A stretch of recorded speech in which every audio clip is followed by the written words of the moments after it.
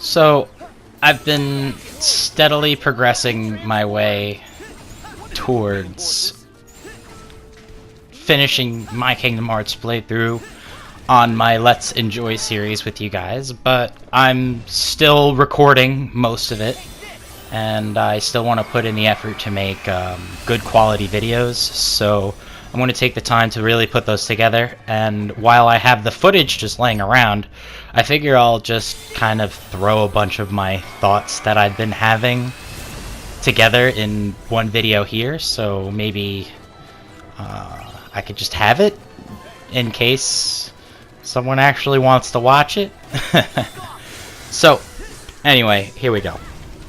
I find it irksome and tedious to watch videos or read comments about gameplay analysis, strategy, and news. This is because I'm constantly bombarded with opinions of trash gameplay and broken mechanics, unfair difficulty, or just any type of I want this or I wish that.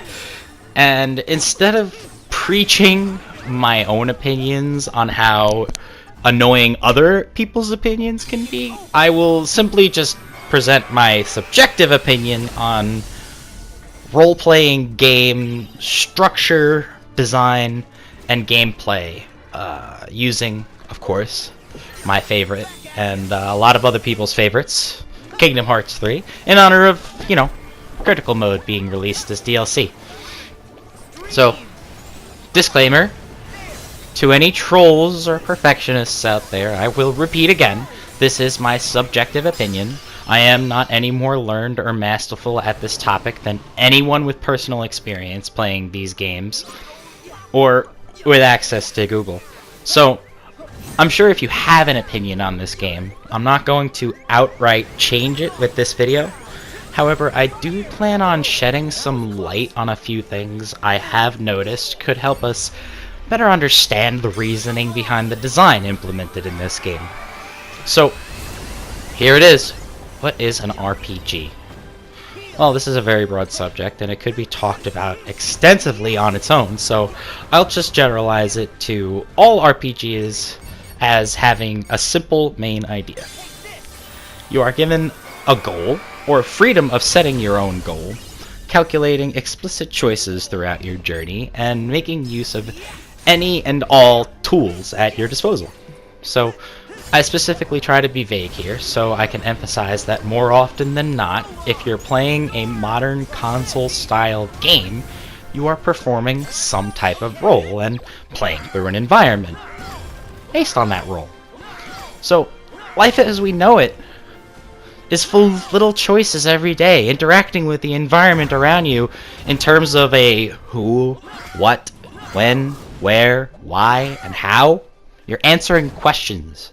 So with video games, these choices are specifically tailored to the environment of the game itself.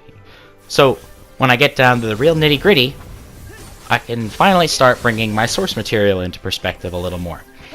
So taking Kingdom Hearts in as a whole can be a daunting task. So when I say nitty-gritty, I mean it. I like to look at this game as many different elements coming together in one spot. First off, this game can be entirely a storytelling experience, since the lore reaches a complexity level comprised of intricate world design, overlapping character plots, prequels to sequels to subplots of side games on different consoles. It's fair to say that the story is what drives the experience of this game for most people.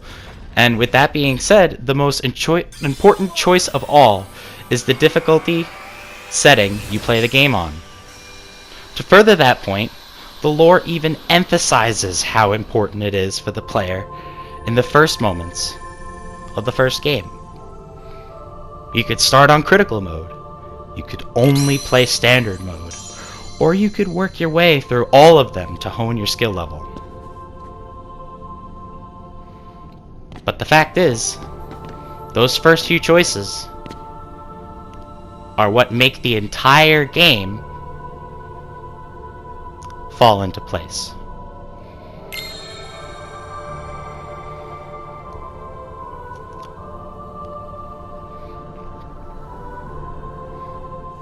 So maybe it's cool to see anime kids fight over the forces of good and evil between the settings of Disney worlds, but that's all you're going to get out of that. And maybe you're really here because you just enjoy a good hack and slash. The amount of games to focus on that genre alone and then put RPG elements as the backdrop have massive fan bases. And having the ability to experience this game at that level is enough to get hours of enjoyment. So, for those of us who prefer the rush of adrenaline from clutch performances and quick reactions that are riddled throughout dense difficulty and extensive combat mechanics, it is clear that this game will provide that as well. For all the casual gamers out there, there are also the hardcore gamers, and even the professionals, streaming their feats and posting their strategies for aspiring players to maybe reach something close, or simply gawk in amazement at the feat of gaming being achieved. By the way, I'm talking about you, Biscuit. So, having the choice to do any or all of these things gives an invigorating sense of accomplishment once the player finally achieves the goal they've set out to achieve. So, how do you choose your role? How do you play your role? I'm not going to sit here and say that casuals should just get good or that every game should have an easy mode. I will say that experiencing the game and playing the game are two different things that simply overlap most of the time. So before I ever played through some of the more difficult scenarios in these games, I relied heavily on the creators at YouTube to surrogate that experience. The more I observed how the different mechanics were used and how the player had developed their strategy, the more I wanted to implement those skills into my own arsenal. So, after playing the many different games and working my way up the difficulty levels, I started to notice the things I needed to pay attention to, and the things that would simply waste my time or get in my way because they don't fit my playstyle. And I realized that the experience and immersion are some of the most important aspects of enjoying the game. Once you've finally made most of the decisions you want to make, a lot of the times you can make those decisions as predetermined choices, rather than trying to make decisions on the fly. If you play games like I do, at least, you take into account that certain things are not going to be predictable, and other things are going to be easy to compensate for. And what I really try to do in that moment is just, I try to take only my own personal skill set into account, and I assess the situation to its fullest. I try to find what it is I haven't prepared for, and I simply keep retrying until I find what it is that I haven't prepared for. Because even Mythbusters have proved to us that failure is always an option, and that also emphasizes that practice is what's going to make perfect. So, once all is said and done, I really hope that no matter how hardcore or casual you may be, you have decided to play video games for the experience. The entire reason I have my Let's Enjoy series is because I want to provide an experience that maybe someone else does not have access to. Nowadays, even indie titles and low production values for games still produce rich worlds of art, music, symbols, motifs, themes, and ideas. These elements are what all make up an inclusive and immersive experience, whether or not you're playing Pokemon Go, Monster Hunter, Dark Souls, or Kingdom Hearts. This type of entertainment can also be very enriching to one's own personality. I know I've personally developed many understandings, values, and inspirations from my favorite games, And I hope that with bringing this to attention, you realize that it's possible you may have done so as well, or you could further your ability to do so in the future. So, here's the biggest thing. Alright, now I've noticed that a lot of these next few thoughts come from the problem of difficulty versus challenge, right? There are some games out there that are simply difficult. They were designed to be that way, and the developers deliberately give no option to the player to adjust the difficulty. What I've noticed happens when this design is implemented properly. The difficulty is simply another challenge for the player to overcome. While I could go on forever giving examples, I'll simply use the leveling system in Kingdom Hearts to support my claim. Each individual world is given a combat level, and it is shown to you before you even select to land at that world. These levels are suggestions that the player might be fighting enemies that are above or below their power level. Progressing through the plot of the story will eventually give access to more and more worlds, but each world, or combat zone, has its own unique materials to gather and enemies to analyze. You can take the game however you want with this information, so choosing a path based off of your own understanding of your own abilities is what's going to allow you to, again, experience and enjoy the game for how it was meant to be enjoyed. So, beginner mode players can simply understand they are diving deeper and deeper into the point where the story reaches its apex and the main conflict is being resolved. Proud mode players will feel how each world progressively tries harder and harder to stop you from succeeding. And critical mode players will be forced to implement new strategies and critical thinking at almost every new checkpoint in the game. So now, this game has also gotten very popular with, level 1 playthroughs for the exact same reason.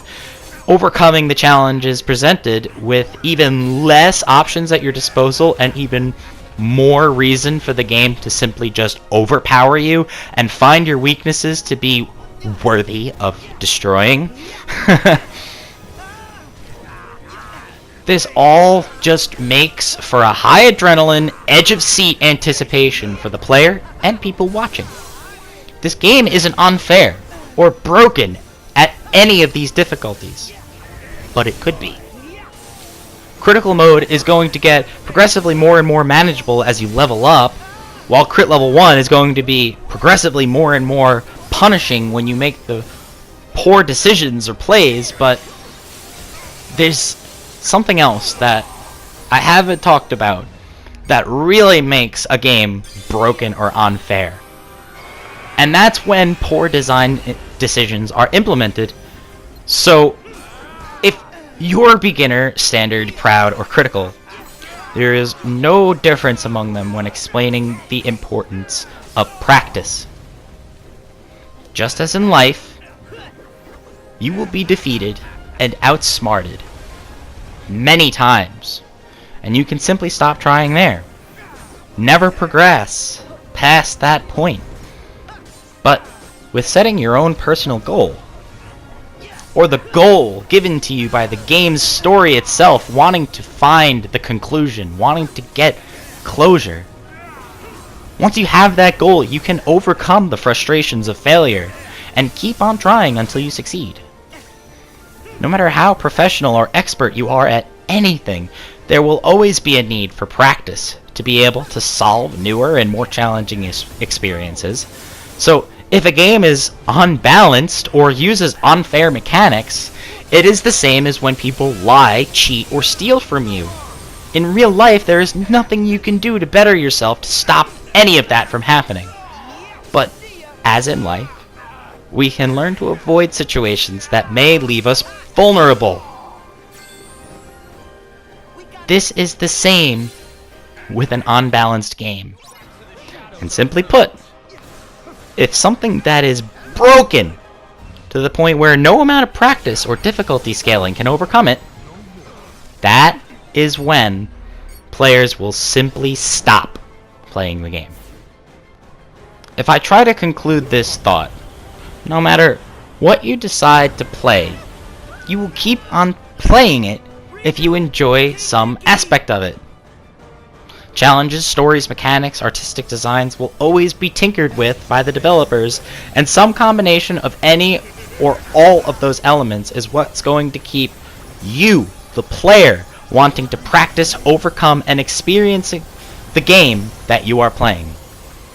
So newbies and professionals alike, don't get good, just enjoy. If you want to share your experience, I'm sure someone out there is going to appreciate.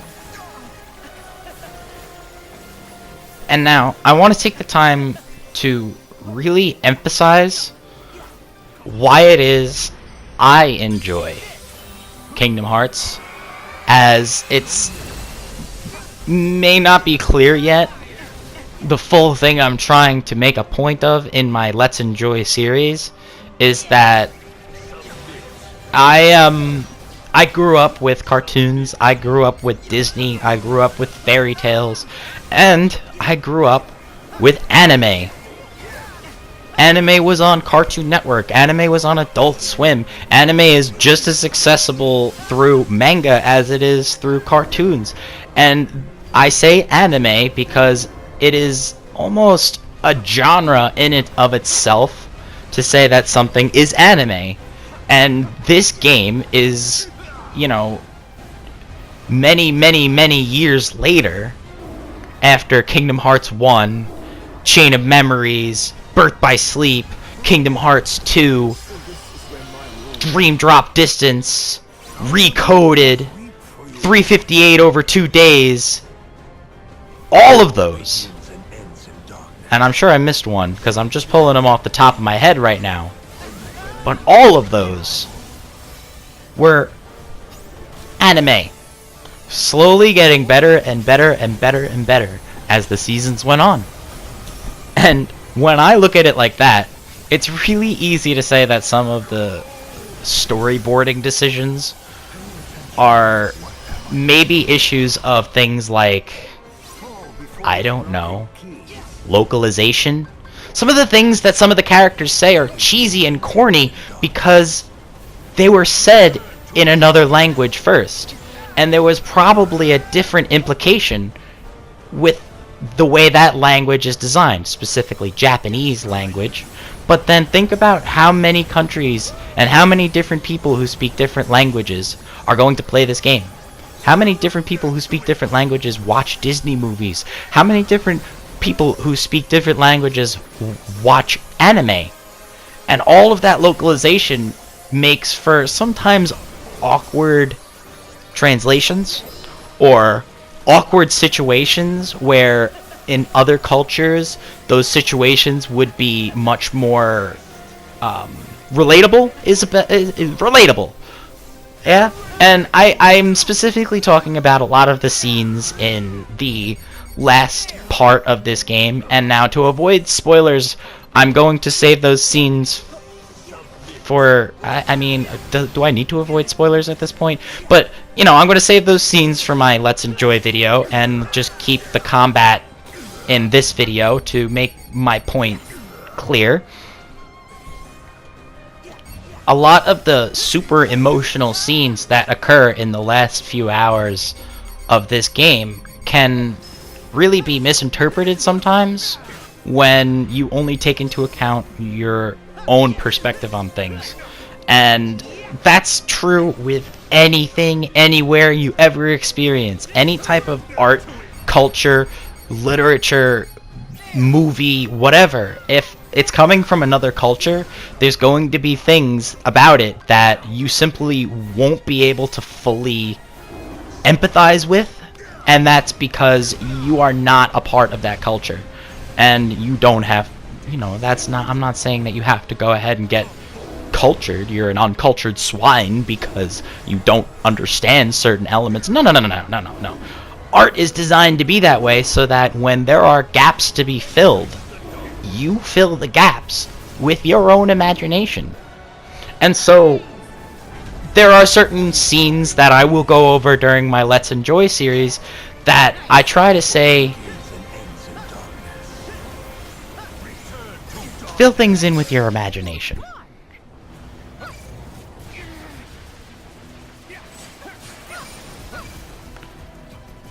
Take everything with a grain of salt. Think about these situations in the game. I saved this for last because this is probably my most speculative part of the video. But think about these scenarios in the game, right? There are two scenarios where you play as Riku, and then there's one scenario where you play as Aqua. And now, I actually haven't checked if Riku has access to the other elemental magics through his magic command, but I have noticed that the shortcut commands on both of those characters are almost specifically made to be non-conventional. Like, Riku's cure is on his triangle, and I don't know who puts cure on their triangle. I'm pretty sure everyone who has played Kingdom Hearts ever puts their cure on their X button, so I don't know where that came from. And then Aqua does the same thing. I'm pretty sure her cure is on her triangle too, and that messed me up a few times during this. So the other part is the shot locks, and the other part is simply the combos and the way that they build up their reaction commands. Is that not only did these scenarios force you to really, really think outside of the box, I struggled with the Vanitas fight simply because I couldn't customize Aqua. If I could play Aqua like I could have played Aqua in 0.2, he would have been done in the first try. I promise you that. I mean, I don't promise you that, but I'm pretty sure that that's what I've been able to do. And I knew that this fight was going to be a challenge, not just because of critical mode, but because Aqua is a fixed level. Your experience up to this point does not matter at all what Aqua's level is. If you're playing on level 1 or if you are level 99, your experience up to this point does not matter. Okay? And the same goes for the Riku fights. So this is really a point where I see the developers saying to us players that there are elements of this game that you should really pay attention to if you're not using them. If you don't implement the shot locks, for example, the first thing I do in this fight is get rid of my shot locks because I know I'm not going to build up any more focus, and that's going to get rid of the first few chunks of health that I need to, because Vanitas is almost kind of the opposite as most of the mobs. He doesn't stagger until the last few health bars. And the first few health bars, he's very, very aggressive and very, very just iframe after iframe after iframe. So it's really hard to get to that point. So now, victory can mean many things to many people. Victory can mean defeating your enemy. Victory can mean completing the game. Victory can mean completing 100%. Victory can mean all trophies, which 100% in this game I think gives you all trophies. But victory is whatever it is, tying this whole video together. Victory is whatever it is that you have decided your goal is. Once you have achieved your goal, you have achieved victory. And maybe now you want to start the game over, and you want to go back to the beginning, and you want to see if you can set a new goal, or set the same goal with different restrictions. Challenge yourself. Test your abilities. I know for myself, I have never played this game on level 1, and I'm going to, spoiler alert right now, plan on doing some level 1 run-throughs of this game and others to come. I really anticipate the DLC is going to bring a lot more questions than the this entire game brought a lot more questions than it even promised to answer. It didn't really promise to answer many of the questions we already had, but we still have a net gain of questions, and very few of them are actually answered. I really want to make it clear that I'm not making videos and creating these contents to say I'm the best at this game. No, I want to share an opinion that I have, and I want to share an experience that I have created for myself. And to be perfectly honest, I'm the type of guy now that's nerdy enough to go back and use this footage simply to analyze my own self. I'm going to say right now that making these videos have really allowed me to better myself very quickly over the course of this series, and I really hope to get even better. And I want to let you all know, as I will myself, that you should truly let your heart be your guiding key throughout any journey you decide to experience.